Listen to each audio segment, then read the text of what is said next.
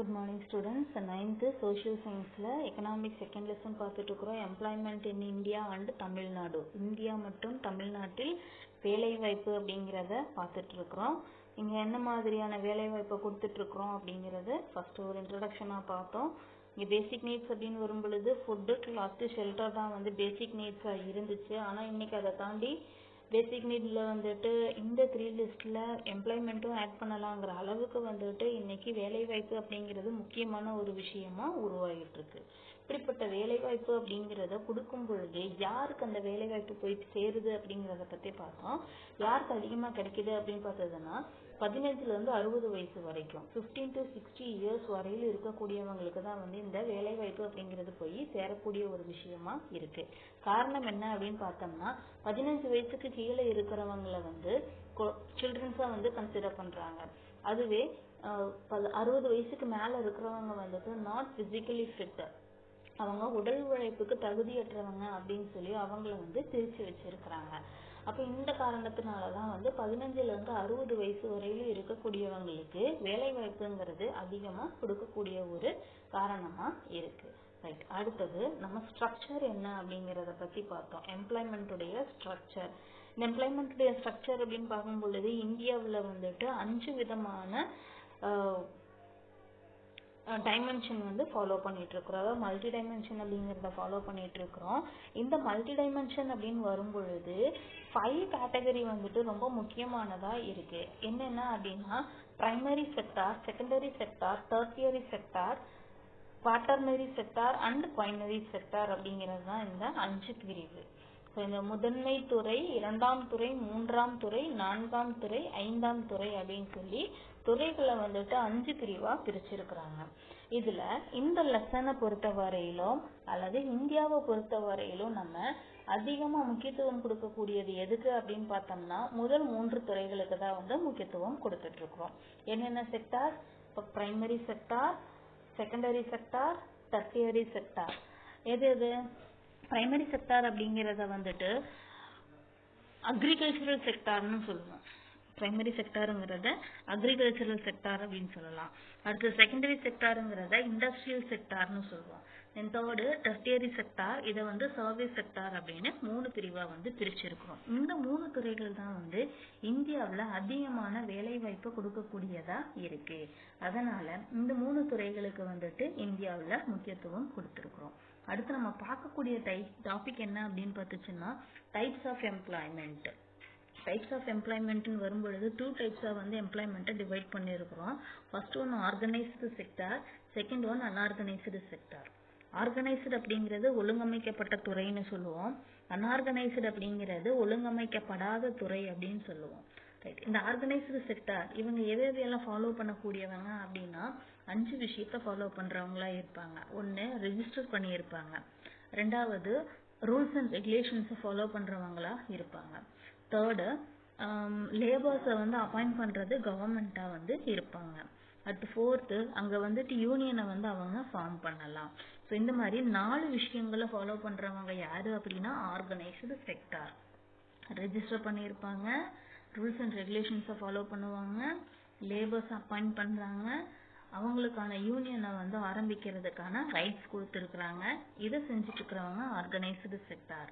எதெல்லாம் ஆர்கனைஸ்டு செக்டார்ல சேரும் அப்படின்னு பார்த்துச்சுன்னா bank, railway, insurance, production industries, central and state government servants. So இதுதான் வந்துட்டு இங்க ஆர்கனைஸ்டு செக்டார் அப்படின்னு சொல்றோம். அடுத்து இங்க வேலை செய்யறவங்க அப்படின்னு பார்த்துச்சுன்னா இந்த ஆர்கனைஸ்டு செக்டார்ல வேலை செய்யறவங்களுக்கு என்ன மாதிரியான பெனிஃபிட்ஸ் இருக்கு அப்படின்னு பார்த்ததுன்னா இவங்களுக்கு வந்து ஜாப் செக்யூரிட்டி அப்படிங்கிறது இருக்கு. இவங்களுக்கு ஜாப் செக்யூரிட்டி அப்படிங்கிறது கொடுத்துருக்குறாங்க. அடுத்து ஃபிக்ஸ்டு ஒர்க்கிங் ஹார்ஸ் வந்துட்டு இவங்களுக்கு கொடுத்துருக்குறாங்க.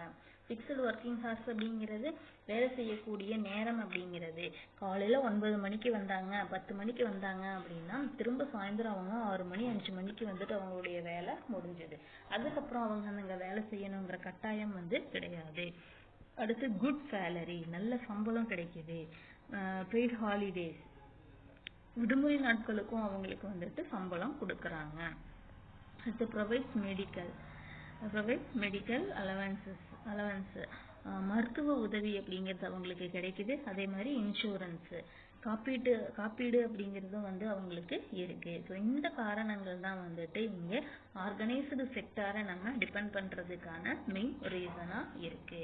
ரைட். அடுத்தது அன்ஆர்கனைஸ்டு செக்டார் அப்படிங்கும் பொழுது அவங்க ஒழுங்கமைக்கப்படாத துறை அப்படின்னு சொல்றோம். இப்போ ஆர்கனைஸ்டு செக்டாருக்கு ஆப்போசிட்டா என்னெல்லாம் பண்றாங்களோ அவங்க அன்ஆர்கனைஸ்டு செக்டார். என்ன பண்றாங்க? ரெஜிஸ்டர் பண்ணியிருக்க மாட்டாங்க, அவங்களுடைய ஆஃபீஸை வந்து, அதாவது அவங்களுடைய டிபார்ட்மெண்ட்டை வந்து அங்கே ரெஜிஸ்டர் பண்ணியிருக்க மாட்டாங்க, கம்பெனியோட ரெஜிஸ்ட்ரேஷன் இருக்காது. அடுத்து ரூல்ஸ் அண்ட் ரெகுலேஷன்ஸை ஃபாலோ பண்ண மாட்டாங்க, லேபர்ஸை வந்து அவங்களுக்கு தகுந்த மாதிரி அவங்களே அப்பாயிண்ட் பண்ணிக்குவாங்க, அவங்களால யூனியனை வந்து ஃபார்ம் பண்ண முடியாது. ஸோ இதுவும் வந்து ஸ்மால் ஸ்கேல் இண்டஸ்ட்ரியாக ஃபார்ம் பண்ணியிருக்கலாம், வீட்டு உபயோகப் பொருள் தயாரிக்கிறவங்களா இருக்கலாம், இந்த மாதிரி ஹவுஸ் ஹோல்டு மேனுஃபேக்சரிங் ஆக்டிவிட்டீஸை செய்யக்கூடியவங்களா இருக்கலாம். ஸோ இவங்க தான் வந்துட்டு இந்த இடத்துல அன்ஆர்கனைஸ்டு செக்டார் அப்படின்னு சொல்றோம். அப்போ இவங்க இப்படி இருக்கிறதால இவங்களுக்கு ஜாப் செக்யூரிட்டிங்கிறது கிடையாது. So not secure, employment is not secure when there is no work. எப்போ வேலை இல்லையோ அப்போ வந்துட்டு அவங்களுக்கு சம்பளமும் கிடையாது. No work, people are asked to leave the job. This sector includes a large number of people who are employed on their own doing small jobs. இந்த மாதிரி இப்படி இருக்கக்கூடியவங்க வந்துட்டு சுய தொழில் செய்யறவங்களாவும் இருக்குவாங்க. ரைட். இப்படி செய்யறவங்க யாரா இருப்பாங்க? Jobs such as selling on the street, தெருவில் வந்துட்டு வியாபாரம் செய்யறவங்களா இருக்கலாம், அல்லது ரிப்பேர் ஒர்க் செய்யறவங்களா இருக்கலாம். இது எல்லாமே வந்து அன்ஆர்கனைஸ்டு செக்டார் அப்படின்னு சொல்றோம். ஸோ இங்கே டைப்ஸ் ஆஃப் எம்ப்ளாய்மெண்ட் அப்படின்னு வரும் பொழுது 2 டைப்ஸாக டிவைட் பண்ணியிருக்கிறோம். ஒன்று organised sector, second one unorganised sector. அடுத்து நம்ம பார்க்கக்கூடியது என்ன அப்படின்னா private sector, public sector versus private sector. பொதுத்துறையும் தனியார் துறையும். பொதுத்துறை, தனியார் துறை. எதை வச்சு இது பொதுத்துறை தனியார் துறைன்னு தீர்மானிக்கிறாங்க? Economic activities are classified into public and private sectors based on who owns asset and is responsible for the delivery of service. அவங்க கொடுக்கக்கூடிய சேவை, தொழில் வேலையை பொறுத்து அவங்களுடைய பொறுப்பை வச்சு, அவங்களுடைய சொத்துக்களின் மதிப்பை வச்சு வந்துட்டு இங்கே பொருளாதார நடவடிக்கையில பப்ளிக் செக்டாரா அல்லது பிரைவேட் செக்டாரா அப்படிங்கிறத பிரிச்சிருக்கிறாங்க. ரைட். இந்த public sector and private sector இவங்களுக்கான டிஃபரன்சஸ் என்னென்ன அப்படின்னு பார்த்ததுன்னா 3 விஷயம் வந்துட்டு இவங்க 2 பேருக்குமே மாறுபடக்கூடியது. First one public sector. Public sector அப்படின்னு வரும் பொழுது சர்வீஸ் மோட்டிவோட செயல்படுறவங்க, சேவை நோக்கம். பப்ளிக் செக்டார்னாவே சேவை நோக்கம். ரெண்டாவது கவர்மெண்ட் ஓன்ஸ் த அசர்ட், அரசாங்கத்தினுடைய சொத்துக்கள் வந்து அரசாங்கத்துக்கு சொந்தமானது. Wages are paid by the government, சம்பளம் ஊதியம் அப்படிங்கிறது வந்துட்டு அரசாங்கம் கொடுக்கக்கூடியது. இது பப்ளிக் செக்டார். சர்வீஸ் மோட்டிவோட ரன் பண்றவங்க, கவர்மெண்ட் ஓன் தி அசர்ட், சொத்துக்கள் வந்து அரசாங்கத்துக்கு சொந்தமானது. Wages are paid by government, ஊதியம்ங்கிறது அரசாங்கத்தால கொடுக்கக்கூடியது. அடுத்து பிரைவேட் செக்டார்னு வரும்பொழுது ப்ராஃபிட் மோட்டிவ், அவங்க லாபம் சேவை நோக்கத்தோட செய்யறாங்க அப்படின்னா இவங்க லாப நோக்கம் ப்ராஃபிட் மோட்டிவோட செய்யறவங்க. அடுத்து ஓன்ஸ் அசர்ட் வந்துட்டு கவர்மெண்ட்டுக்கு சொந்தமானது பப்ளிக் செக்டார்ல, அதுவே பிரைவேட் செக்டார்ல வந்துட்டு தனியாருக்கு சொந்தமானது. பப்ளிக் செக்டார்னு வரும்போது வேஜஸ் வந்துட்டு கவர்மெண்ட் கொடுக்குறாங்க, ஆனா இங்கே வந்துட்டு பிரைவேட் ஓனர்ஸ் தான் வந்துட்டு கொடுக்குறாங்க பிரைவேட் செக்டார்ல. இதுதான் வந்து பப்ளிக் செக்டாருக்கும் பிரைவேட் செக்டாருக்குமான டிஃபரெண்ட். அடுத்து எக்ஸாம்பிள், பிரைவேட் செக்டார் பப்ளிக் செக்டாருக்கான எக்ஸாம்பிள்ஸ் என்னென்ன? பப்ளிக் செக்டார்ல வந்துட்டு என்எல்சி, செயில், பிஎஸ்என்எல் இது 3மே வந்துட்டு பப்ளிக் செக்டார். என்எல்சிங்கிறது வந்துட்டு நெய்வேலி லிக்னிட் கார்பரேஷன், பொதுத்துறை நிறுவனத்துல நெய்வேலி பழுப்பு நிலக்கரி நிறுவனம் ஒண்ணு. அடுத்து செயில், இந்திய உருக்கு ஆணையம் அப்படின்னு சொல்றது. அடுத்தது பிஎஸ்என்எல், பாரத் சென்சார் நிகாம் லிமிடெட்னு சொல்லக்கூடியது பாரத் தொலைபேசி நிறுவனம். அடுத்து 3மே பப்ளிக் செக்டார். அடுத்து பிரைவேட் செக்டார் அப்படின்னு வரும்பொழுது TVS Motors, Ashok Leyland, Tata iron and Steeles industries, இது வந்துட்டு பிரைவேட் செக்டார். இதுதான் வந்து இங்கே ப்ரைவேட் செக்டாருக்கும் பப்ளிக் செக்டாருக்குமான டிஃப்ரென்சஸ் அண்ட் எதெல்லாம் ப்ரைவேட் செக்டார் பப்ளிக் செக்டார்னு பார்த்துருக்குறோம். அடுத்து நம்ம பார்க்க போகிறது என்ன அப்படின்னு பார்த்ததுன்னா எம்ப்ளாய்மெண்ட். அடுத்து நம்ம பார்க்க போகிறது எம்ப்ளாய்மெண்ட்னுடைய ட்ரெண்ட் வந்து எப்படி இருக்கு, பேட்டர்ன், எம்ப்ளாய்மெண்ட் பேட்டர்ன் வந்துட்டு இப்போ எப்படி இருக்கு அப்படிங்கிறத பார்க்குறோம். எம்ப்ளாய்மெண்ட் பேட்டர்ன் அப்படின்னு பார்த்ததுன்னா இங்கே 3 விதமான வளர்ச்சி அப்படிங்கிறத வந்து நம்ம இங்கே ஃபாலோ பண்ணிட்டு இருக்கிறோம். என்னென்னலாம் எதுக்காக இந்த மாதிரியான வளர்ச்சி அப்படின்னு பார்த்ததுன்னா ரீசெண்ட் இயர்ஸ்ல எம்ப்ளாய்மெண்ட்ல வந்துட்டு சேஞ்சஸ் அப்படிங்கிறது கிரியேட் ஆகிட்டு இருக்குது. இந்த சேஞ்சஸ் அப்படிங்கிறது யாரை பேஸ் பண்ணினது அப்படின்னு பார்த்ததுன்னா யார் ஒரு ஓனர் வந்துட்டு லேபர்ஸ் வேலைக்கு அப்பாயிண்ட் பண்ணுறாங்களோ அவங்ககிட்டையும் இந்த லேபர்ஸ் கிட்டையும் வந்துட்டு ஒரு ட்ரெண்டை கிரியேட் பண்ணுறது தான் இந்த ஸ்ட்ரக்சர். எப்படி ட்ரெண்டை கிரியேட் பண்ணியிருக்கிறாங்க அப்படின்னு பார்த்ததுன்னா செல்ஃப் எம்ப்ளாய்மெண்ட் குரூப் அப்படிங்கிறது வந்துட்டு இன்க்ரீஸ் ஆகிட்டு இருக்குது. ஆர்வத்தோட சுய வேலை வாய்ப்பு அப்படிங்கிறது வந்து அதிகரிச்சுட்டு இருக்குது. அடுத்து செகண்ட் ஒன், இங்கே இருக்கக்கூடிய இன்ஸ்டிடியூஷன்ஸ் வந்துட்டு பர்மனன்ட் லேபர்ஸையோ வந்து யூஸ் பண்ணிட்டு இருக்கிறாங்க. அப்படி இல்லை அப்படிங்கும் பொழுது அக்ரிமெண்ட் பேசிக்ல வந்துட்டு இங்கே எம்ப்ளாய்மெண்ட்டை கொடுத்துட்டு இருக்கிறாங்க. ஒன்று பர்மனன்ட் லேபர்ஸ் எடுக்கிறாங்க பப்ளிக் செக்டாராக இருந்துச்சு அப்படின்னா, அப்படி இல்லைங்கும் பொழுது பப்ளிக்காக இருந்தாலும் ப்ரைவேட்டாக இருந்தாலும் அக்ரிமெண்ட் பேசிக்ல வந்துட்டு இங்கே லேபர்ஸை செலக்ட் பண்ணுறாங்க, ஒப்பந்த பணியாளர்கள். அடுத்தது third one part time job. இந்த பார்ட் டைம் ஜாப் அப்படிங்கிறது வந்து இப்போ அதிகமாக இன்க்ரீஸ் ஆகிட்டு இருக்கக்கூடிய ஒரு விஷயமா இருக்கு. ரைட், இந்த 3 தான் வந்து இப்போ ரீசெண்டாக ட்ரெண்டாக வந்துட்டு ஃபாலோ பண்ணிட்டு இருக்கிறாங்க செல்ஃப் எம்ப்ளாய்மெண்ட் குரூப்பை. இவங்கள அடுத்து செகண்ட் ஒன் வந்துட்டு permanent labours or agreement labours use பண்ணிட்டு இருக்கிறாங்க. Then third part time labours அப்படிங்கிற எம்ப்ளாய்மெண்ட்டுங்கிறது வந்துட்டு இங்கே இன்க்ரீஸ் ஆகிட்டு இருக்கு. இதுதான் வந்துட்டு எம்ப்ளாய்மெண்ட் பேட்டர்ன். அடுத்தது தமிழ்நாட்டில் இந்த எம்ப்ளாய்மெண்ட் பேட்டர்ன் அப்படிங்கிறது ட்ரெண்டுங்கிறது எப்படி ஃபார்ம் ஆகிட்டு இருக்கு அப்படிங்கிறது.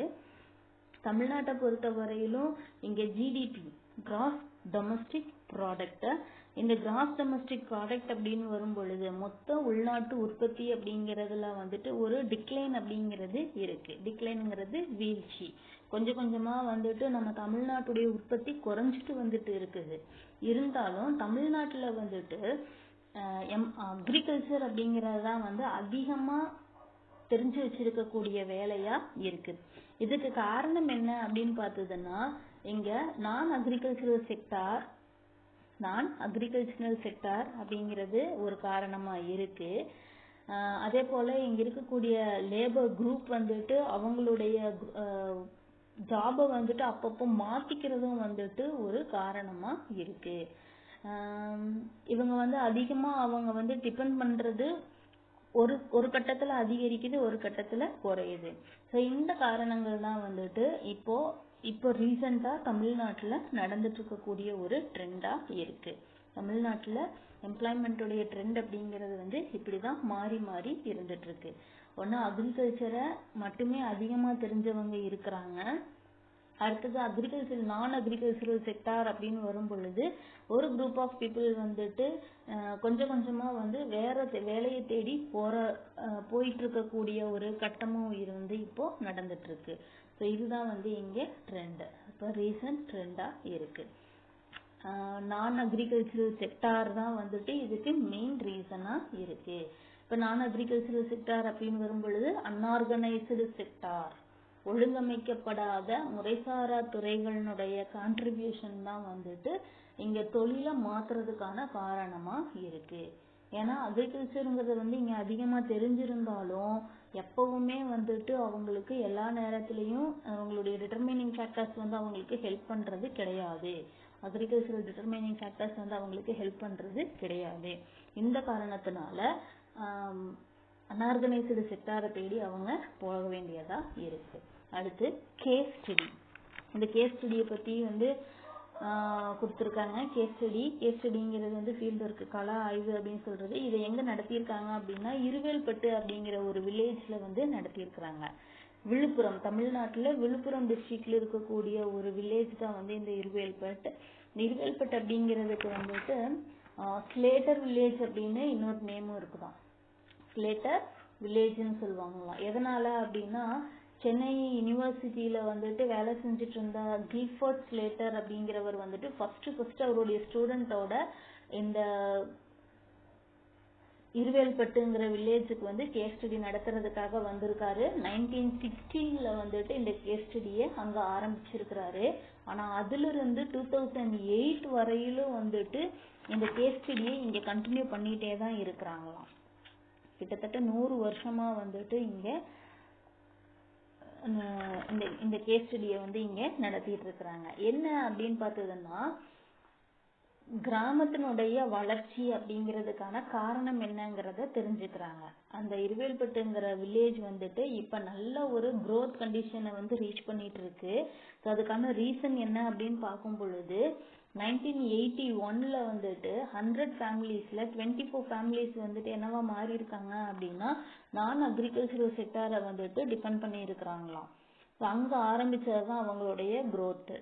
அங்க ஆரம்பிச்சு 2008ல வந்துட்டு நான் அக்ரிகல்ச்சரல் செக்டார்ல வந்துட்டு 24 இருந்தது 41 ஃபேமிலிஸா வந்துட்டு இன்க்ரீஸ் ஆகி இருக்கு. 1981ல இருந்து 2008 இந்த பீரியட்ல அக்ரிகல்ச்சர் நான் அக்ரிகல்ச்சரல் லேபர்ஸ் இவங்க வந்துட்டு கிராப் கல்டிவேட்டர்ஸா இருந்திருக்கிறாங்க. இவங்க கொஞ்சம் கொஞ்சமா வந்து அப்படியே அவங்களுடைய வேலையை வந்து நான் அக்ரிகல்ச்சரல் செக்டாருக்கு மாத்தி இருக்கிறாங்க. இது மூலமா தான் அதாவது விவசாயத்தை மட்டுமே நம்பி இல்லாம மற்ற துறைகளையும் அவங்க டிபெண்ட் பண்ணனாலதான் இங்க அந்த இருவேல்பட்டுங்கிற வில்லேஜ் வந்து டெவலப் ஆகி இருக்குது அப்படிங்கறத இந்த கேஸ் ஸ்டடி மூலமா எக்ஸ்பிளைன் பண்ணியிருக்கிறாங்க.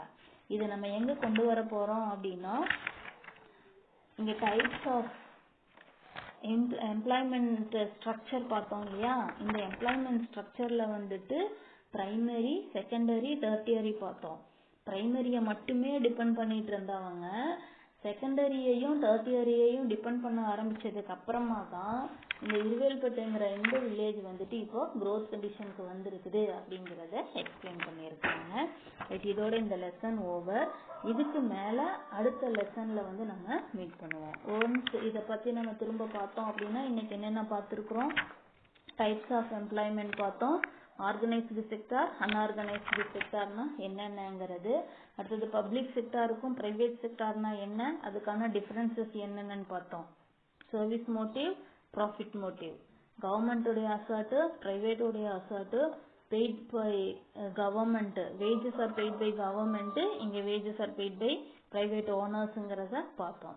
அடுத்தது எம்ப்ளாய்மெண்ட்னுடைய பேட்டர்ன் பார்த்தோம். எம்ப்ளாய்மெண்ட்டுடைய பேட்டர்ன் அப்படிங்கிறது ரீசெண்ட் இயர்ஸ்ல மாறிட்டு இருக்கு. செல்ஃப் எம்ப்ளாய்மெண்ட் இன்க்ரீஸ் ஆகுது. பெர்மனன்ட் லேபர்ஸையோ அல்லது அக்ரிமெண்ட் பேசிக்லயோ லேபர்ஸை வந்து இங்க எடுக்கிறாங்க. பார்ட் டைம் ஜாபுங்கிறது வந்து இங்க அதிகமாயிட்டு இருக்குதுங்கிறத பார்த்தோம். அடுத்து கேஸ் ஸ்டடியில இருவேல்பட்டு வில்லேஜ் வந்துட்டு என்ன காரணத்தினால மாற்றங்களை வந்து ரீச் பண்ணியிருக்குது, நல்ல growth வந்து ரீச் பண்ணியிருக்குதுங்கிற வரையிலும் பார்த்துருக்குறோம். இதோட இந்த லெசன் ஓவர். தேங்க்யூ. மீதியை அடுத்த கிளாஸ்ல பார்ப்போம்.